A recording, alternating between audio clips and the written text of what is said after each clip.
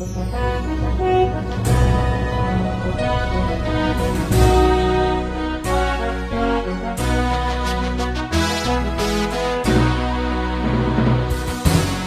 bagi saudara sekalian. Marilah kita siapkan hati dan pikiran kita untuk menyambut firman Tuhan. Kita berdoa. Damai sejahtera Allah yang melampaui segala akal, itulah yang memelihara hati dan pikiranmu di dalam Kristus Yesus Tuhan kita. Amin. Jemaat yang dikasihi Tuhan, firman Tuhan yang menjadi nas khotbah di minggu ke-20 setelah Trinitatis pada tanggal 22 Oktober tahun 2023. Diambil dari kitab Nabi Yesaya pasal 45, ayat yang pertama hingga ayat yang ke-7. Beginilah firman Tuhan. Beginilah firman Tuhan. Inilah firmanku kepada orang yang kuurapi, kepada Kores yang tangan kanannya kupegang, supaya aku menundukkan bangsa-bangsa di depannya dan melucuti raja-raja, supaya aku membuka pintu-pintu di depannya, dan supaya pintu-pintu gerbang tidak tinggal tertutup. Aku sendiri hendak berjalan di depanmu, dan hendak meratakan gunung-gunung, hendak memecahkan pintu-pintu tembaga, dan hendak mematahkan palang-palang besi. Aku akan memberikan kepadamu harta benda yang terpendam, dan harta kekayaan yang tersembunyi, supaya engkau tahu bahwa akulah Tuhan Allah Israel yang memanggil engkau dengan namamu. Oleh karena hambaku Yakub dan Israel, pilihanku, maka aku memanggil engkau dengan namamu, menggelari engkau, sekalipun engkau tidak mengenal aku. Akulah Tuhan, dan tidak ada yang lain, kecuali aku tidak ada Allah. Aku telah mempersenjatai engkau, sekalipun engkau tidak mengenal aku, supaya orang tahu dari terbitnya matahari sampai terbenamnya, bahwa tidak ada yang lain di luar aku. Akulah Tuhan, dan tidak ada yang lain, yang menjadikan terang dan menciptakan gelap, yang menjadikan nasib mujur dan menciptakan nasib malang. Akulah Tuhan yang membuat semuanya ini. Demikian pembacaan firman Tuhan. Adapun tema dalam ibadah minggu saat ini adalah Tuhan sumber keselamatan. Saudara yang terkasih, pernahkah saudara menerima pertolongan dari seseorang yang tidak Anda kenal? Bagaimanakah perasaan saudara ketika seseorang menolongmu, padahal orang tersebut tidak engkau kenal? Tentunya kita akan merasa terkejut dan kagum atas kebaikan orang tersebut. Kenapa orang yang baru berjumpa, sama sekali belum kita kenal, namun justru dia yang datang menolong kita? Padahal mungkin ada orang di sekitar kita yang sudah lama kita kenal, belum tentu ia mau menolong kita. Tentunya lewat itu semua, kita perlu merenungkan bahwa peristiwa itu tak terlepas dari kehendak Tuhan. Ketika ada orang di luar sana yang peduli kepada kita, yang mau menolong kita, yang memberikan perhatiannya kepada kita, itu adalah karena rancangan Tuhan. Sepatutnya kita mengucap syukur, berterima kasih atas kebaikan orang tersebut, bersyukur kepada Tuhan atas segala rancangannya. Hal yang sama juga terjadi dengan bangsa Israel, yang dapat kita lihat dalam perikop ini. Allah Israel adalah Allah yang penuh kasih, yang selalu berkehendak untuk menyatakan kebaikan demi kebaikan bagi umatnya itu, untuk menyelamatkan bangsa pilihannya itu, menjadikan mereka sebagai bangsa pilihan satu-satunya dari sekian bangsa yang ada di tengah-tengah dunia ini. Dengan berbagai cara, Allah selalu menyelamatkan umatnya, berupaya untuk melepaskan umat itu dari genggaman kuasa dosa, penghukuman yang mereka alami saat itu. Firman Tuhan saat ini merupakan bagian dari nubuat yang disampaikan Nabi Yesaya tentang panggilan dan pengurapan seorang raja yang bernama Raja Kores, Raja negeri Persia. Adapun rencana besar yang Tuhan nyatakan lewat pemilihan Kores adalah dalam upaya penyelamatan umatnya Israel yang saat itu sedang di pembuangan Babel selama 70 tahun. Dan Tuhan Allah ingin mewujudkan rancangan yang agung itu dengan menyelamatkan umatnya Israel lewat Raja Kores. Mungkin saudara akan bertanya, mengapa harus Raja Kores? Mengapa harus orang yang tidak mengenal Tuhan? Mengapa bukan dari kalangan orang Yahudi? Bukan dari kalangan orang Israel? Mengapa harus Kores yang Tuhan pilih? Tidak adakah raja lain yang Tuhan berkenan kepadanya? Ada apa dengan pemimpin para umat Israel saat itu? Jawabannya adalah, karena saat itu tidak ada lagi yang berkenan di hadapan Tuhan. Hubungan umat Israel dengan Tuhan saat itu dalam situasi yang kacau, dalam situasi yang tidak baik, oleh karena mereka telah bersundal dan telah menyembah ilah-ilah lain, dan cara hidupnya juga sungguh tidak berkenan di hadapan Tuhan. Itulah sebabnya Tuhan membiarkan bangsa itu terbuang ke Babel. Tetapi cinta kasih Allah yang sungguh luar biasa itu, di mana Ia telah menghukum umatnya, namun Dia juga kembali merancangkan keselamatan mereka. Karena kasih-Nya yang sungguh agung itu, Tuhan tidak mau umat itu mati dalam dosa-dosanya. Itulah sebabnya, dengan kasih-Nya yang kekal, Allah mau menyelamatkan umatnya.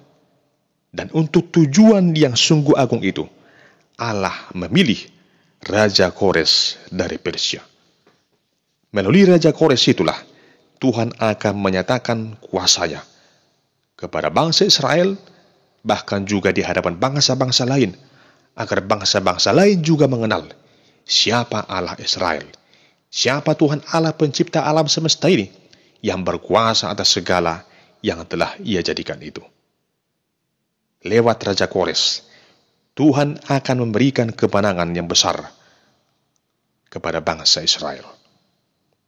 Jemaat yang terkasih, nubuat yang disampaikan Nabi Yesaya kepada bangsa Israel akhirnya tergenapi. Sejarah membuktikan bahwa Kores berhasil mendirikan kerajaan Persia. Kores merebut Babel dan kemudian membiarkan orang Israel pulang ke Yerusalem. Yang menarik di sini adalah Kores merupakan seorang raja yang tidak mengenal Allah Israel. Namun sekalipun dia tidak masuk hitungan, tidak mengenal Allah Israel, namun Tuhan berkuasa atas kehidupan Kores, di mana atas seluruh rancangan Allah, pada akhirnya Kores dipakai Allah untuk menyatakan rancangan Allah. Dalam ayat yang pertama, sangat jelas dikatakan di sana, inilah firman-Ku kepada orang yang kuurapi, kepada Kores yang tangan kanannya kupegang, supaya aku menundukkan bangsa-bangsa. Saudara terkasih, lewat perkataan itu sangat jelas disampaikan di sana bahwa Tuhanlah yang memilih Kores, bahkan mengurapinya dan memegang tangan kanannya. Artinya Allah menyertai Kores supaya dia berhasil dalam melewati masa-masa sulit untuk memasuki kerajaan Babel. Tuhanlah yang berkarya menundukkan bangsa-bangsa di hadapannya, melucuti raja-raja, bahkan buka pintu-pintu di depannya, supaya pintu-pintu gerbang itu tidak tertutup. Bahkan Tuhan sendiri akan berjalan di depannya, meratakan gunung-gunung, dan memecahkan pintu-pintu tembaga, dan mematahkan palang-palang besi. Pada masa itu ada 100 pintu yang terbuat dari tembaga di kerajaan Babel, yang sulit untuk ditembus siapapun juga. Namun karena kuasa Allah yang dinyatakan dalam kehidupan Kores, akhirnya Kores mampu memimpin pasukannya untuk mengalahkan kerajaan Babel saat itu. Sekalipun pintu itu begitu banyak dan terbuat dari tembaga, namun kuasa Allah mampu menembus pintu-pintu tembaga itu, sehingga Kores menang atas kerajaan Babel. Saudara yang terkasih, lewat firman Tuhan ini kita melihat bagaimana Allah yang penuh dengan kasih setia itu sungguh menyatakan janjinya, janji yang kekal, di mana Ia telah mengikatkan dirinya sebagai Allah bagi bangsa Israel yang selalu menyertai dan memelihara kehidupan mereka. Allah ingin memulihkan hubungannya dengan Israel karena perjanjian kasih karunia yang telah Ia nyatakan kepada nenek moyang dari bangsa Israel, yaitu kepada Abraham, Ishak, dan Yakub. Hal ini jelas dikatakan dalam ayat yang keempat. Oleh karena hambaku Yakub dan Israel pilihanku, maka aku memanggil engkau dengan namamu, menggelari engkau, sekalipun engkau tidak mengenal aku. Artinya, pemilihan Kores didasarkan oleh janji setia yang pernah Tuhan nyatakan kepada Abraham, Ishak, dan Yakub. Saudara yang terkasih, lewat kehadiran Kores, Tuhan bekerja dalam sejarah penyelamatan umat Israel hingga akhirnya mereka dapat kembali ke kota Yerusalem. Yang berikut kita lihat di sini, oleh karena Allah merupakan satu-satunya Allah yang berdaulat atas kehidupan manusia, sehingga segala bangsa, bahkan semua ciptaannya, tunduk kepadanya. Tindakan Allah yang mengasihi dan menyelamatkan Israel lewat Kores hendak membuktikan bahwa Allah lah satu-satunya Allah yang layak disembah. Tidak ada yang lain selain daripada Allah Israel, Allah pencipta langit dan bumi. Dalam ayat yang ke-6 jelas dikatakan, supaya orang tahu dari terbitnya matahari sampai terbenamnya, bahwa tidak ada yang lain di luar aku. Akulah Tuhan dan tidak ada yang lain. Dengan demikian, dapat kita pahami bahwa bukan Kores yang punya kuasa. Bukan karena kehebatan Kores, sehingga Israel dapat dilepaskan dari pembuangan Babel. Namun karena Tuhanlah yang menyertai Kores, agar dia berkemenangan mengalahkan bangsa Babel. Allah yang berdaulat atas kehidupan Kores.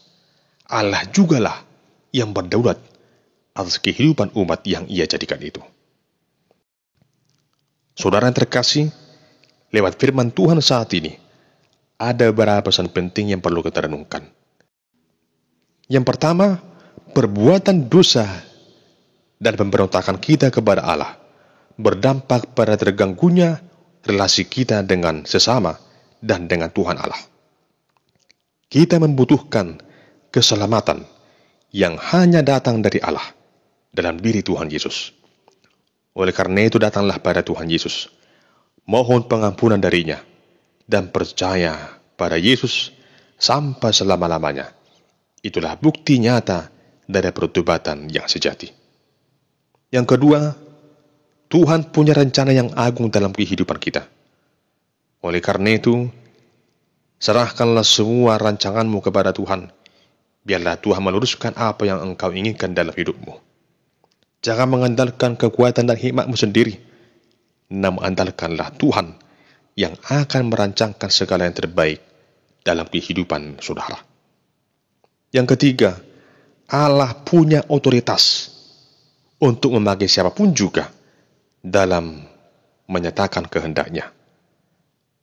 Allah tidak saja bekerja dalam kehidupan orang-orang yang mengenal Dia, namun Allah juga dapat memakai orang-orang yang tidak mengenal Dia, supaya orang tersebut kagum akan kuasa Allah yang telah memanggil dia, mengutus dia, melakukan apa yang harus ia kerjakan demi kebaikan umat yang Tuhan jadikan itu, demi kebaikan dari orang-orang yang percaya kepada Tuhan Allah.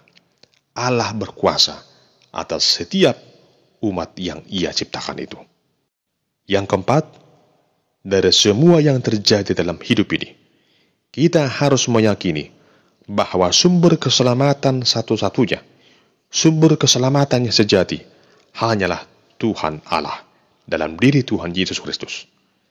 Tidak ada yang sanggup memberikan kita keselamatan selain dari Tuhan Allah yang menciptakan langit dan bumi dalam diri Tuhan Yesus Kristus, Sang Juru Selamat hidup kita. Tuhan Yesus yang telah mati di kayu salib menunjukkan pengorbanannya sejati.